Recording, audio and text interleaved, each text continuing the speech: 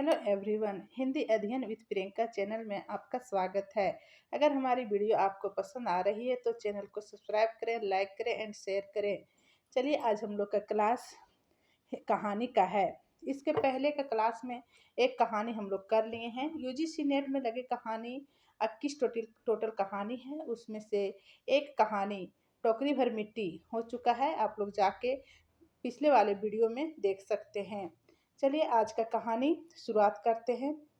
चंद्रदेव से मेरी बातें। कहानी का नाम क्या है? चंद्रदेव से मेरी बातें। लेखिका का परिचय यहाँ दिया हुआ है, उसको देख लेते हैं थोड़ा। चंद्रदेव से मेरी बातें कहानी को कौन लिखे हैं? तो राजेंद्र बाला घोष। राजेंद्र बाला घोष ने लिखे हैं। इसका नाम बंग महिला भी है। इनका जन्म कब हुआ है? तो 1882 में।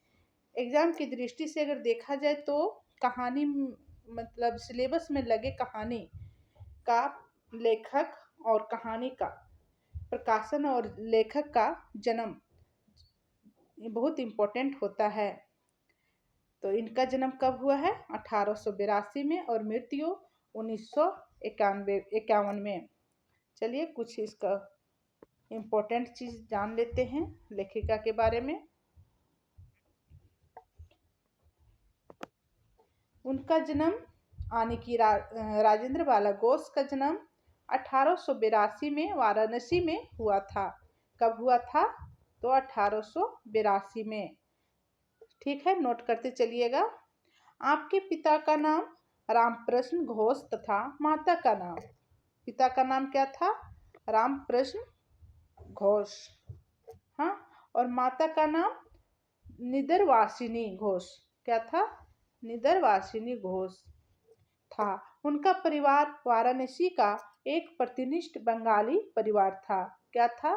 बंगाली परिवार। ठीक है, ईस्वी और कब जन्म हुआ है वो, और माता पिता का नाम जानना बहुत जरूरी है, इसलिए याद रखिएगा साथियों। चलिए आगे देखते हैं। आपके पूर्वज बंगाल से आकर वाराणसी में बस गए थे। बचपन में उन्हें रानी और चारुबाला के नाम से पुकारा जाता था। ये भी याद रखना है, रानी और चारुबाला। बचपन में उसको क्या नाम से पुकारा जाता था? तो रानी और चारुबाला के नाम से पुकारा जाता था। उन प्रारंभिक शिक्षा अपनी माताजी के संरक्षण में हुई। आपका विवाह पूर्णचंद्र देव के साथ हुआ था। यहाँ किनका बात हो रहा है? तो राजेंद्र बाला घोष का बात हो रहा है।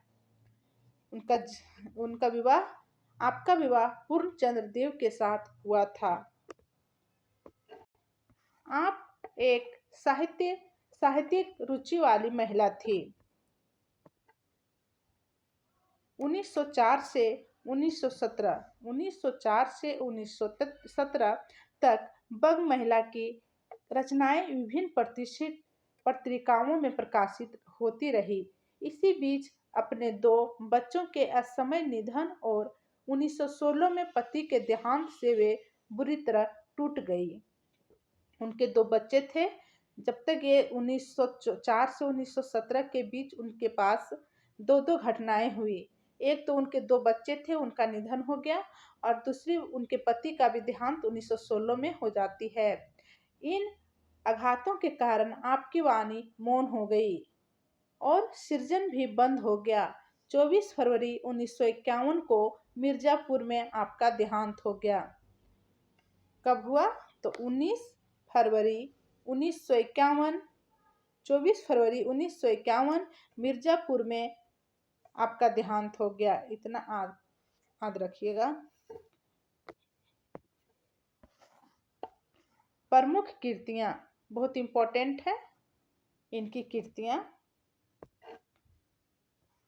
प्रमुख कृतियां: चंद्रदेव से मेरी बातें 1904, कुंभ में छोटी बहू 1906, धुलाई वाली 1907, भाई बहन 1908, दलिया 1909, हृदय परीक्षा, मन की दृढ़ता आदि उनकी कहानियां हैं। एक 6 गो इनका कहानी बहुत इंपॉर्टेंट है। एक पहला चंद्रदेव से मेरी बातें, कुंभ में छोटी बहू और धुलाई वाली और भाई बहन और दलिया। ठीक है, नोट करते चलिए।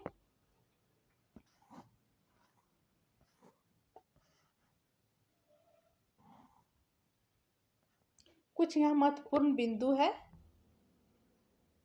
बंग महिला के बारे में, वो भी देख लेते हैं। महत्वपूर्ण बिंदु, आप बंगला में प्रवासिनी के नाम से लिखती थी। वो बंगला में क्या नाम से लिखती थी? तो प्रवासिनी नाम से लिखती थी, ये भी इम्पोर्टेंट है। आप हिंदी भाषा में बंग महिला के नाम से लिखती थी। बंगला में प्रवासिनी नाम से और हिंदी में बंग महिला नाम से लिखती थी। ठीक है, अगला पॉइंट, इनकी प्रमुख कहानी धुलाई वाली है, जो 1907 में सरस्वती पत्रिका में प्रकाशित हुई थी। धुलाई वाली कहानी 1907 में लिखा गया और वो सरस्वती पत्रिका में प्रकाशित हुई, ये भी बहुत इंपॉर्टेंट है। हाँ, नेक्स्ट पॉइंट, जोधा भाई अबुल फजल बैकुंठ दास उनके द्वारा लिखित जीवनी साहित्य है। इनकी बंग महिला द्वारा लिखित जीवनी साहित्य कौन कौन है? तो जोधा भाई, अबुल फजल, बैकुंठ दास। ठीक है,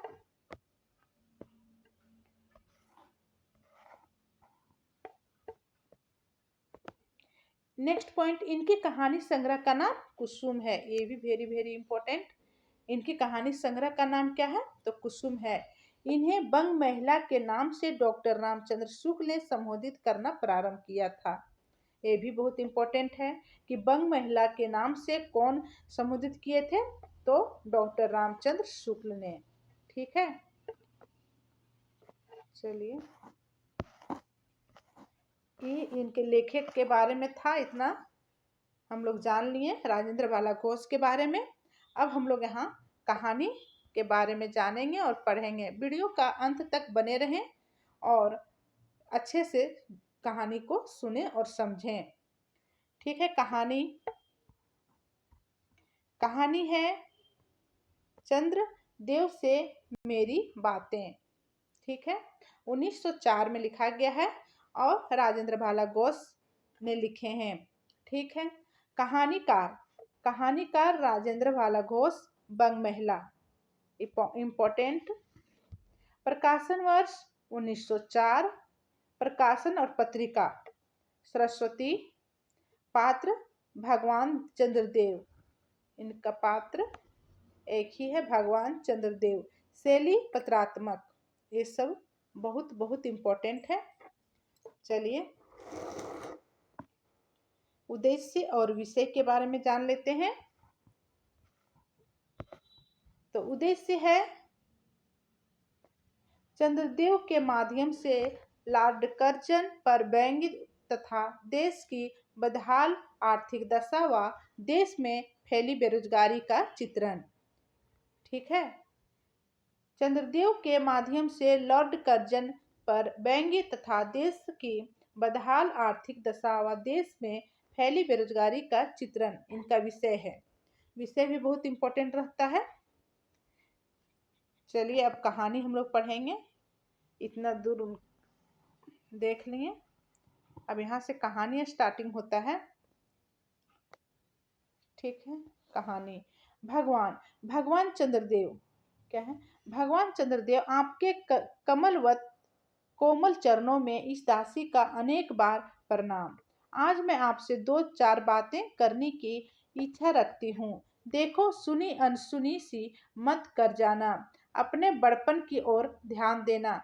अच्छा, कहती हूँ, सुनो। मैं सुनती हूँ, आप इस आकाश मंडल में चिरकाल से वास करते हैं। क्या यह बात सत्य है? यदि सत्य है तो मैं अनुमान करती हूँ कि इस सृष्टि के साथ ही साथ अवश्य आपकी भी सृष्टि हुई होगी। क्या है?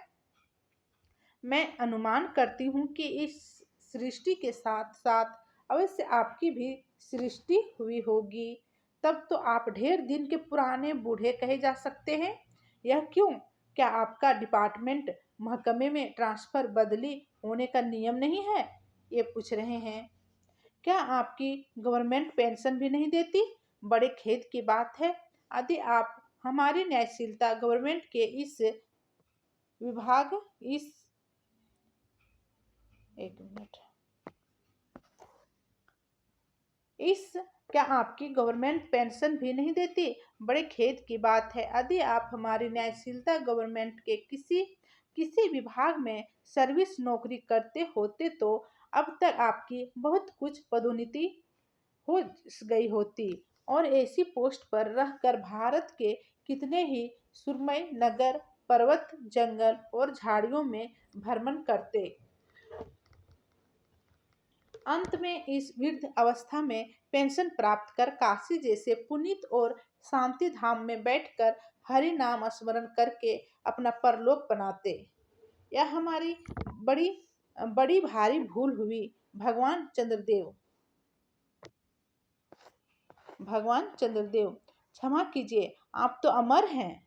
अब वो अफसोस करती है कि ये हम बहुत बड़ी भारी भूल हुई। भगवान चंद्रदेव क्षमा कीजिए, आप तो अमर हैं। आपको मृत्यु कहाँ, तब परलोक बनाना कैसा? ओ हो देवता भी अपनी जाति के कैसे पक्षपाती होते हैं। देखो न, चंद्रदेव को अमृत देकर उन्होंने अमर कर दिया है। तब यदि मनुष्य होकर अंग्रेज अपने जाति वालों का पक्षपात करें तो आश्चर्य ही क्या। अच्छा, यदि आपको अंग्रेज जाति की सेवा करना स्वीकार हो तो एक एप्लीकेशन निवेदन पत्र हमारे आधुनिक भारत प्रभु लॉर्ड कर्जन के पास भेज देवे।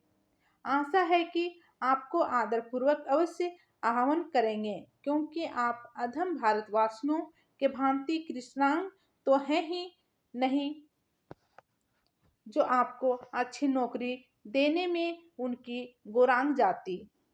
अब ध्यान दीजिएगा क्या आ रहा है, गोरांग जाति।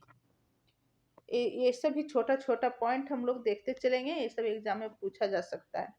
गोरांग जाति कुपित हो उठेगी और फिर आप तो एक सुयोग्य कार्यदक्ष परिश्रमी बहुदर्शी कार्यकुशल और सरल स्वभाव महात्मा हैं। मैं विश्वास करती हूँ कि जब लॉर्ड कर्जन हमारे भारत के अस्थायी भाग्य विधाता बनकर आवेंगे तब आपको किसी कमीशन का मेंबर नहीं तो किसी मिशन में भर्ती करके वे अवश्य ही भेज देवेंगे, क्योंकि उनको कमीशन और मिशन दोनों ही अत्यंत प्रिय हैं।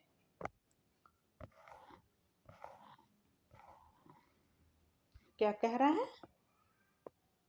दोनों ही अत्यंत प्रिय हैं। आपके चंद्रलोक में जो रीति और नीति सृष्टि के आदिकाल में प्रचलित थे वे ही सब अब भी हैं, पर यहाँ तो इतना परिवर्तन हो गया कि भूत और वर्तमान में आकाश पताल का सा अंतर हो गया है। मैं अनुमान करती हूँ कि आपके नेत्रों की ज्योति भी कुछ अवश्य ही मंद पड़ गई होगी, क्योंकि आधुनिक भारत संतान लड़कपन से ही चश्मा धारण करने लगी है। इस कारण आप हमारे दिनहीन छिन्न पर्व भारत को उतनी दूर से भली भांति न देख सकते होंगे। अतएव आपसे सादर कहती हूँ कि एक बार कृपा कर भारत को देखें तो जाइए। यद्यपि इस बात को जानती हूँ कि आपके आपके पास इतना अवकाश कहाँ, पर 8वें दिन नहीं तो महीने में एक दिन अर्थात अमावस्या को तो आपको हॉलीडे छुट्टी अवश्य रहती है। यदि आप उस दिन चाहें तो भारत भ्रमण कर सकते हैं। क्या कह रहा है? भारत भ्रमण आप करने के लिए जाइए और वहां देख सकते हैं। चलिए आगे चलते हैं।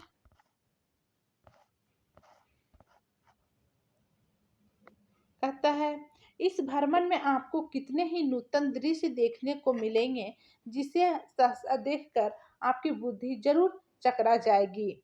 यदि आपसे सारे हिंदुस्तान का भ्रमण शीघ्रता के कारण ना हो सके तो केवल राजधानी कलकत्ता को देख लेना तो अवश्य ही उचित है। वहाँ का के कल कारखानों को देखकर आपको यह अवश्य ही कहना पड़ेगा कि यहाँ के कारीगर तो विश्वकर्मा के भी लड़कदादा निकले।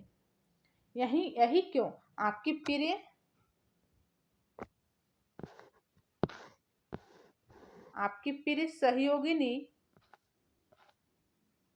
आपकी प्रिय सहयोगिनी दामिनों को जो मेघों पर आरोहण करके आनंद से अटखेलियां किया करती हैं, वह बेचारी भी यहाँ मनुष्य के हाथों का खिलौना हो रही है। भगवान निशानाथ, जिस समय आप अपनी निर्मल चंद्रिका को बटोर मेघमाला अथवा पर्वतों की ओट से सिंधु के गोद में जा सकते हैं, उस समय यही नीरदवासिनी विश्व मोहिनी सौदामिनी अपनी उज्जवल मूर्ति से आलोक प्रदान कर रात को दिन बना देती है। आपके देवलोक में जितने देवता हैं, उनके वाहन भी उतने हैं। क्या कह रहे हैं कि आपके देवलोक में जितने देवता हैं, उनके वाहन भी उतने हैं। किसी का गज, किसी का हंस, किसी का बैल, किसी का चूहा इत्यादि। पर यहाँ तो सारा बोझ आपकी चपला और अग्निदेव के माथे मढ़ा गया है। क्या ब्राह्मण, क्या क्षत्रिय, क्या वैश्य, क्या शूद्र, क्या चांडाल, सभी के रथों का वाहन वही हो रही है। हमारे श्वेतांग महाप्रभु गण को जहाँ पर कुछ कठिनाई का सामना आ पड़ा, झट उन्होंने इलेक्ट्रिसिटी, बिजली को ला पटका। इस बीच बीच में जो इंग्लिश वर्ड घुसाया है ना, इस बार यूजीसी नेट में इसी का काला कर्मानुसार लगाने के लिए दे दिया था, सीरियल करने के लिए दे दिया था। बहुत कठिन प्रश्न था इस बार यूजीसी नेट का। क्या कह रहा है? झट उन्होंने इलेक्ट्रिसिटी, बिजली का ला पटका। बस कठिन कार्य सहज में संपादन कर लेते हैं और हमारे यहाँ के उच्च शिक्षा प्राप्त युवक काठ के पुतलों की भांति मुंह ताकते रह जाते हैं। जिस व्योमवासिनी विद्युत देवी को स्पर्श तक करने का किसी व्यक्ति का साहस नहीं हो सकता, वही आज प्राय घर में आश्रिता नारियों की भांति ऐसे दबाव में पड़ी है कि वह चूं तक नहीं कर सकती। क्यों करे? बेचारी के भाग में विधाता ने दासी वृत्ति ही लिखा था।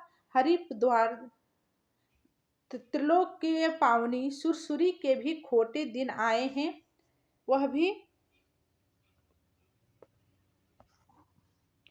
भी अब स्थान स्थान में बंधनग्रस्त हो रही हैं। उसके वक्षस्थल पर जहां जहां मोटे वृद्धाकार खंभ गाड़ दिए गए हैं। कलकत्ता आदि को देखकर आपके देवराज सुरेंद्र भी कहेंगे कलकत्ता आदि को देख के आपके देवराज सुरेंद्र भी कहेंगे कि हमारी अमरावती तो इसके आगे नीरी फीकी सी जान पड़ती है। वहाँ इंडियन गार्डन तो पारिजात परिशोभित नंदन कानन को भी मात दे रहा है। वहाँ के विश्वविद्यालय के विश्वश्रेष्ठ पंडितों की विश्वव्यापिनी विद्या को देखकर बिना पानी सरस्वती देवी भी कहने लग जाएगी कि निसंदेह इन विद्या दिग्गजों की विद्या चमत्कारिणी है। वहीं की फोर्ट विलियम के फौजी सामान को देखकर आपके देव सेनापति कार्तिकेय बाबू के भी छक्के छूट जाएंगे, क्योंकि देव सेनापति महाशय देखने में खास बंगाली बाबू से जचते हैं और उनका वाहन भी एक सुंदर मयूर है। बस इससे उनके वीरत्व का भी परिचय खूब मिलता है। वहाँ के मिंट टकसाल को देखकर सिंधुतन्या, आपकी प्रिय सहोदरा कमला देवी तथा कुबेर भी अकचका जाएंगे। भगवान चंद्रदेव इन्हीं सब विस्मयोत्पादक अपूर्व दृश्यों का अवलोकन करने के हेतु आपको सादर निमंत्रित तथा सवनीय आहूत करती हूँ। संभव है कि यहाँ आने से आपको अनेक लाभ भी हो। आप जो अनादि काल से निज उज्जवल वपु में कलंक की कालिमा लेपन करके कलंकी शशांक शशधर सासालाछन आदि उपाधि मालाओं से भूषित हो रहे हैं। सिंधु तन्य होने सिंधु तनय होने पर भी जिस कालिमा को आप आज तक नहीं धो सके हैं, वहीं आजन्म कलंक शायद यहाँ के विज्ञानविद पंडितों की चेष्टा से छूट जाए। जब मुंबई में स्वर्गीय महारानी विक्टोरिया देवी की प्रतिमूर्ति से काला दाग छुड़ाने में प्रोफेसर गजर महाशय भलीभूत हुए हैं, तब क्या आपके मुख की कालिमा छुड़ाने में वे भलीभूत नहीं होंगे?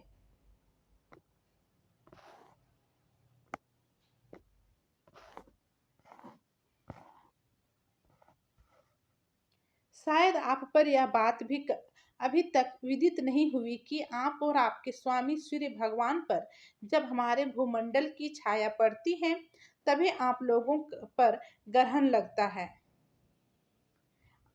पर आपका तो अब तक वही पुराना विश्वास बना हुआ है कि जब कुटिल ग्रह राहु आपको निगल जाता है, तभी ग्रहण होता है। पर ऐसा थोथा विश्वास करना आप लोगों की भारी भूल है। अतः हे देव, मैं विनय करती हूँ कि आप अपने हृदय से इस भ्रम को जड़ से उखाड़कर फेंक दें।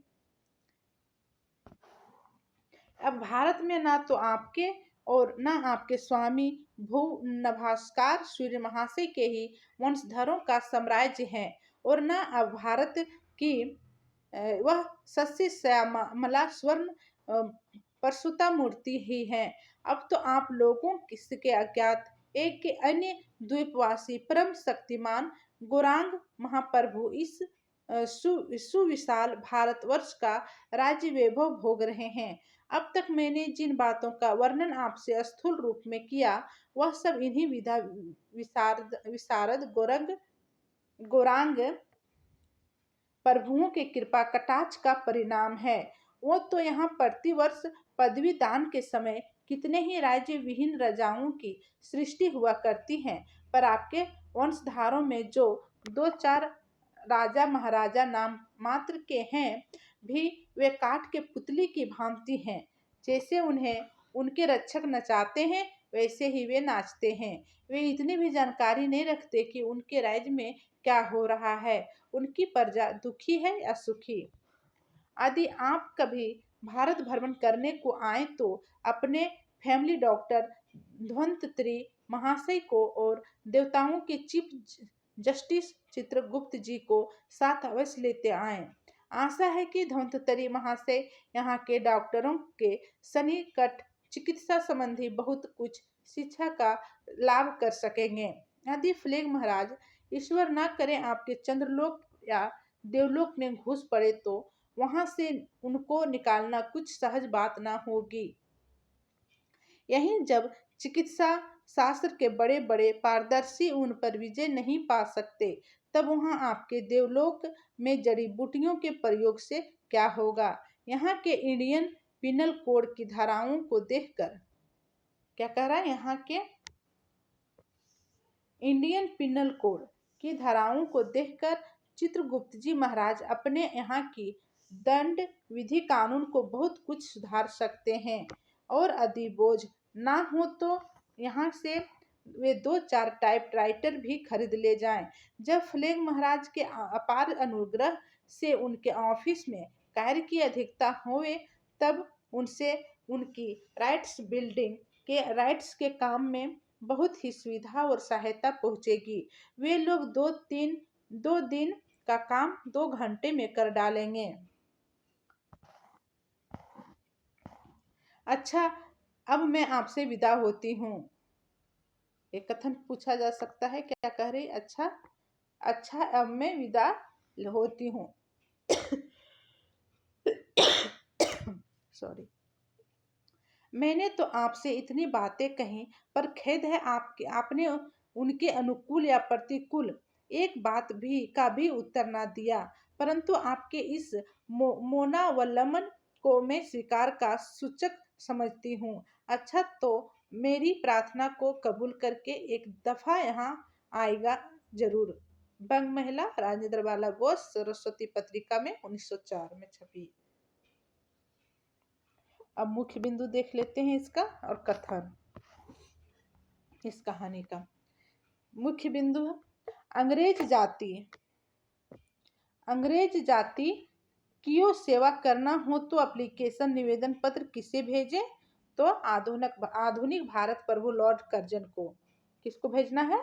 तो आधुनिक भारत लॉर्ड कर्जन को। कृष्णांग जाति किसको बोला गया है? तो भारतवासियों को बोला गया है।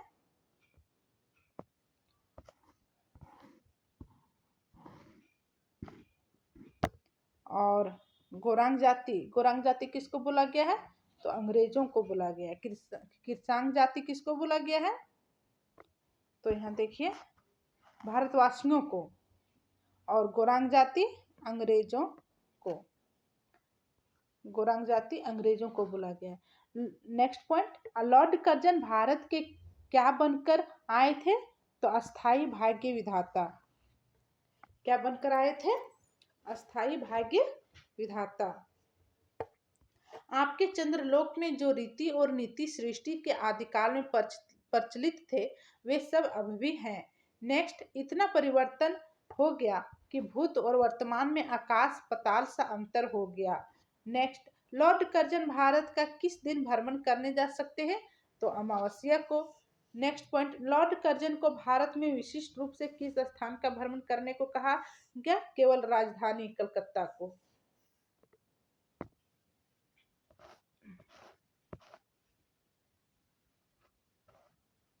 नेक्स्ट, आपकी प्रिय सहयोगिनी दामिनी जो मेघों पर आरोहण करके आनंद से अठखेलियां किया करती हैं, वह बेचारी भी यहाँ मनुष्य के हाथों का खिलौना हो रही हैं। नेक्स्ट, भारत का उच्च शिक्षा प्राप्त युवक किसके भांति है? तो काठ के पुतलों की भांति। किसके भांति है? तो काठ के पुतलों के भांति है।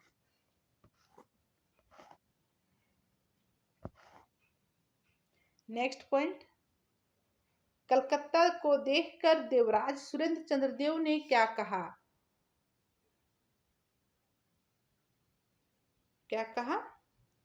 अमरावती तो कलकत्ता के आगे फीकी लगती है। इंडन गार्डन तो नंदन कानन को भी मात दे रहा है। नेक्स्ट, भगवान चंद्रदेव भारत भ्रमण करने के लिए आए तो किसको साथ लेकर आए? फैमिली डॉक्टर धन्वंतरी महाशय को और देवताओं के चीफ जस्टिस चित्रगुप्त को। ठीक है।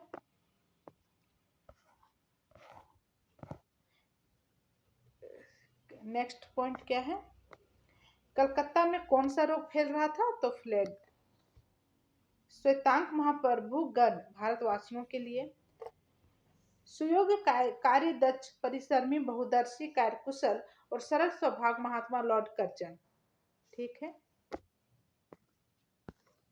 कहानी यही समाप्त होती है। अब हम लोग इसका अगला क्लास में मिलेंगे और नेक्स्ट कहानी पढ़ेंगे। ठीक है। धन्यवाद।